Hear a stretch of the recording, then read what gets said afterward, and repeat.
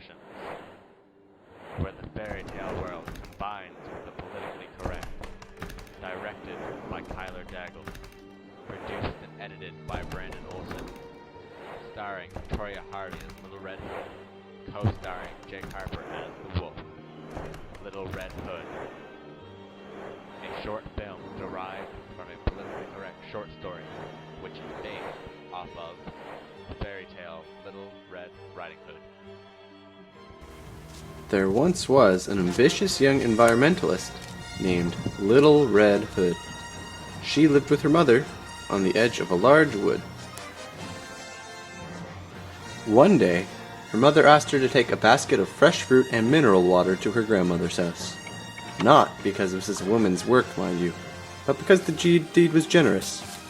Furthermore, her grandmother was not sick, but fully capable of taking care of herself as a mature adult.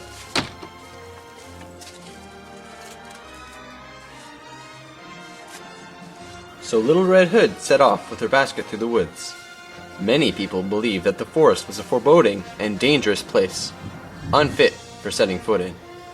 Little Red Hood, however, was confident in her own budding sexuality, and therefore was not frightened.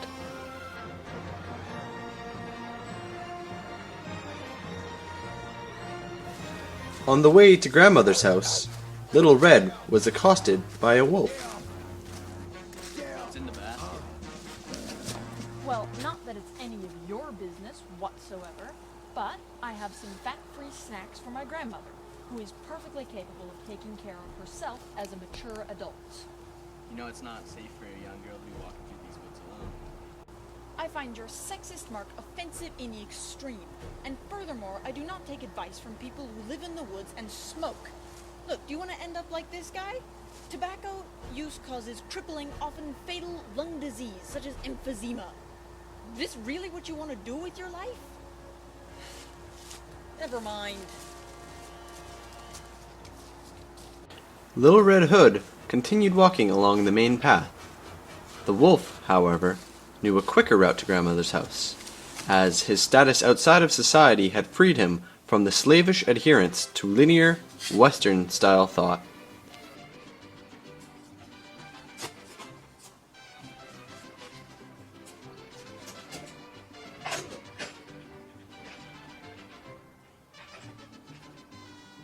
After an act of illicitly trespassing and breaking into Little Red's grandmother's house, the wolf knocks out Little Red's grandmother with an overly large blunt object.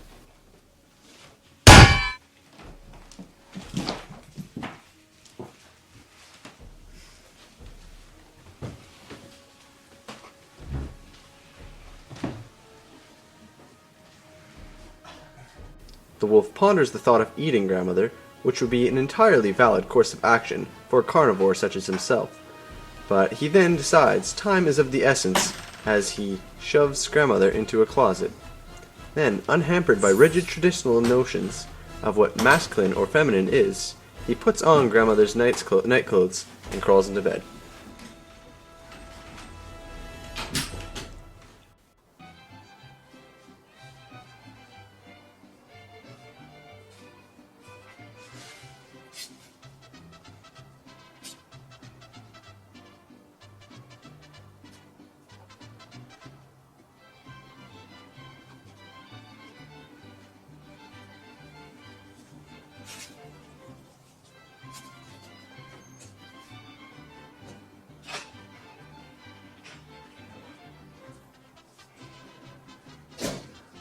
Little Red enters her grandmother's house and goes directly to her grandmother's bedroom.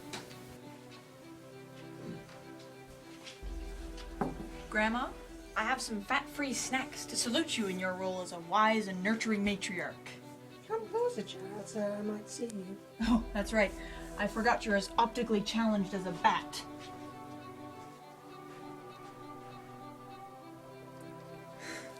My, what big eyes you have, Grandma. They've seen much and forgiven much, my dear. And what a big nose you have. Only relatively, of course, and certainly attractive in its own way.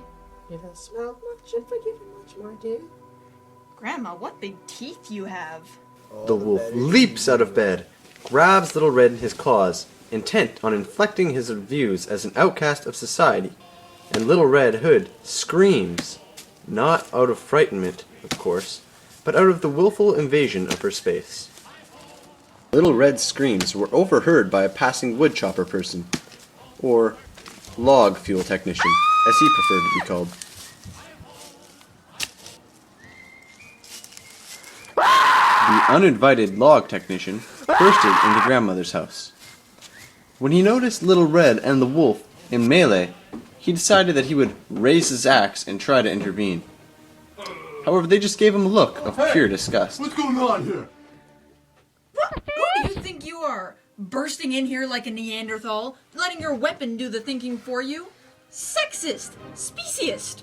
Who are you to think that women and wolves can't solve their own problems without a man's help? I just thought you're a woman, you know, you... Yeah, I'm a woman and I can take care of myself. Did you not notice how this fight was going? Yeah, dude, what are you trying to say over here? Upon hearing Little Red's impassioned speech and the mention of fish, Little Red's grandmother emerges from the closet. Where am I? Where the hell my wig? What the hell you doing my wig? What the hell you having there? You say something about fish? Someone say something about fish! I didn't touch your wig. I don't know who you are. Grandmother seizes the log technician's axe and then proceeds to disembowel him.